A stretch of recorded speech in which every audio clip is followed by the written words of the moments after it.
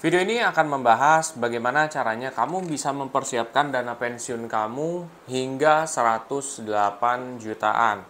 Nah, di video ini bakal kasih tahu ke kamu juga pentingnya mempersiapkan dana pensiun.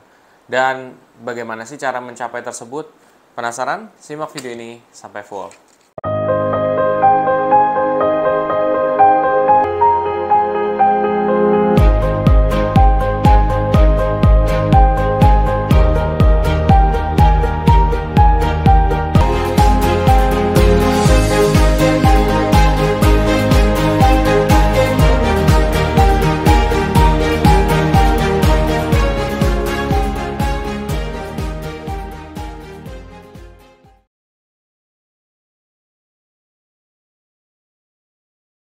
Oke, jadi ngomongin soal dana pensiun, pertama-tama mungkin kita akan buka soal pentingnya dana pensiun.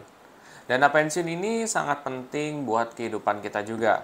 Dengan kita memiliki dana pensiun, kita bisa hidup di saat kita tua lebih tenang secara pikiran maupun lebih santai.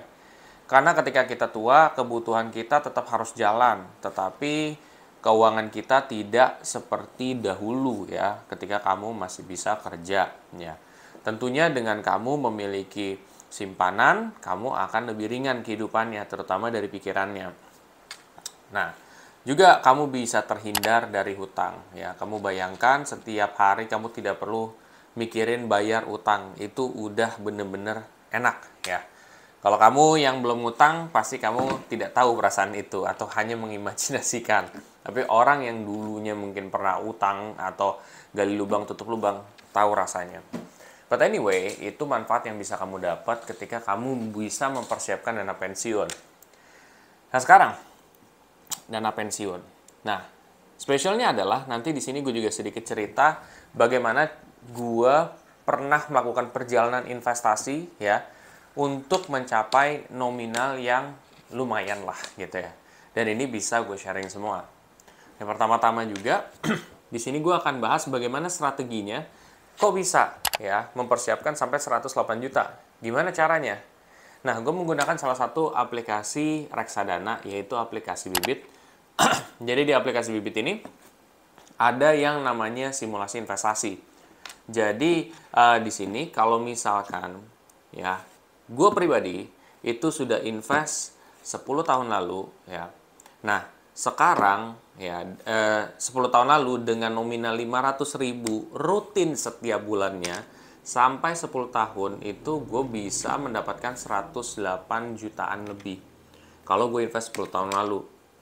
Nah, artinya apa? Kita punya potensi untuk mendapatkan angka tersebut apabila kita invest sekarang sampai 10 tahun yang akan datang. Ya, itu bisa lebih, bisa jadi kurang. Tetapi itu berdasarkan data masa lalu kan tadi. Cuman data masa lalu itu bisa dijadikan sebagai salah satu referensi aja lah ketika kita mau mulai berinvestasi. Ya, jadi kita punya potensi tuh dapat 108 juta. Nah, kalau kamu misalkan menganggap itu tidak spesial, gini deh. Kalau kamu nabung di bank, ya, katakan 500.000 dengan nominal yang sama. Kalikan dengan 1 tahun, ya 12 bulan. Berarti 500.000 dikali 12, sama dengan 6 juta. Dikalikan dengan 10, karena 10 tahun, 60 juta. Kebayangin nggak? Bedanya berapa? 60 juta dengan 108 jutaan. Itu gapnya gede loh, itu 40 jutaan lebih. Nah, itu potensi yang bisa kamu dapat kalau kamu mau mengalokasikan di investasi reksadana. Tentu potensinya lebih besar. Nah, setiap ada potensi yang besar pasti akan ada resiko juga.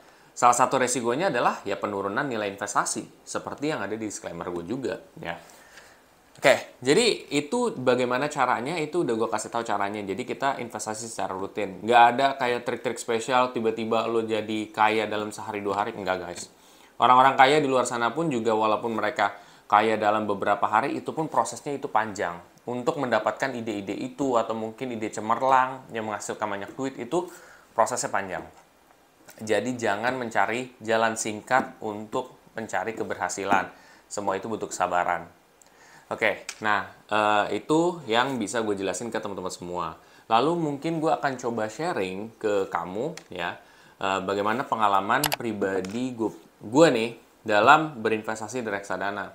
Jadi kalau kamu yang memang sebelumnya udah pernah nonton video gue yang ngebahas soal bibit juga, itu gue pernah ngebahas perjalanan gue. Jadi gue invest, tadinya kan komit 500.000 lah, ya. Along the way gue nggak bisa 500.000 pak, ya. Sampai 1,5 tahun apa 2 tahun gitu ya. Gue rutin aja. Suatu ketika gue tiba-tiba ada duit yang kurang gitu ya. Maksudnya nggak sampai 500.000 buat invest, cuma 300.000, 200.000. Pada akhirnya gue tetap invest. Akhir-akhirnya pada 1,5 tahun atau 2 tahun itu gue udah mencapai angka 20 jutaan, 20 jutaan lah. Ya, gue nggak kebayang gue dengan menyisihkan aja itu bisa dapat segitu loh. Ya lo bayangin aja, lo hitung aja 500.000 dikali 12 6 juta. Dikali pun 2 itu cuman 12 juta. Nah ini gue sudah 20 jutaan lebih itu di 2 tahun kurang lah. Artinya apa? Artinya adalah ketika misalkan kamu nggak bisa nyisihin segitu, terus cuma bisa nyisihin sedikit, tapi kan suatu ketika nanti tiba-tiba kamu ada rezeki lebih, ada misalkan apa yang lebih, ya mungkin penghasilan dari tempat lain yang lebih, kamu bisa sisihin lebih. Akhirnya kamu nggak kerasa nominalnya udah segitu. Dan waktu itu juga gue profitnya sekitar 1 jutaan. Kamu bisa cek aja di video gue yang sebelumnya juga tuh yang ngebahas soal ini. Jadi di situ gue sudah menerapkan strategi ini juga, cuman nggak sampai angka 100-an juta. Cuman di puluhan juta itu berhasil. Jadi dari angka kecil pun kalau kamu misalkan rutin dan mau komitmen, kamu pun juga bisa seperti itu. Gitu sih. Itu yang bisa gue sharingin ke teman-teman semua. Ya mudah-mudahan juga ada manfaat. Artinya bahwa ketika kamu misalkan, oh iya saya tidak punya nominal segini, gimana dong? Ya sebenarnya nggak jadi masalah. Yang jadi masalah kan sikap kita, kita mau nggak untuk konsisten walaupun cuma punya 100.000, 200.000 gitu. Kalau gue sih maunya seperti itu. Dan memang sudah tercapai pada saat itu. Gitu teman-teman semua ya. Jadi nggak usah khawatir juga. Dan di sini tuh sebenarnya di aplikasi Bibit ada fitur yang namanya fitur nabung rutin. Jadi fitur nabung rutin ini tuh bisa ngebantu teman-teman semua kalau misalkan pada tanggal tertentu di bulan di setiap bulan kamu mau invest. Misalkan gue gajian tanggal 25. Nah, berarti tanggal 26 gue invest. Nah, itu bisa tuh. Kamu set aja. Setiap tanggal 26 di-remind. Di-remind tuh maksudnya diingetin. Invest nih gitu. Ya udah, nanti kita invest secara rutin supaya kita juga nggak lalai. Tetapi balik lagi kalau kamu mau aja, kalau kamu nggak mau ya nggak usah pakai fitur itu, kita rutin investasi biasa juga nggak apa-apa gitu. Itu sih mungkin yang bisa gue sharingin hari ini. Mudah-mudahan apa yang gue sharingin ini dapat bermanfaat juga. Saran gue buat investor adalah, satu, mulailah dari apa yang kamu bisa. Ya, kamu punya apa, kamu mulai dengan apa yang kamu bisa.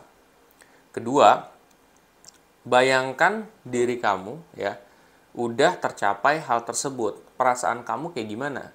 Misalkan, oh saya punya dana pensiun, oh bayangin anak saya udah nggak perlu harus menanggung saya berlebih, ya cuman ngasih seikhlasnya, terus juga tidak perlu harus misalkan utang, tidak perlu apa. Kamu bayangin perasaan itu gitu ya, dimana kamu merasa lega dan lain sebagainya.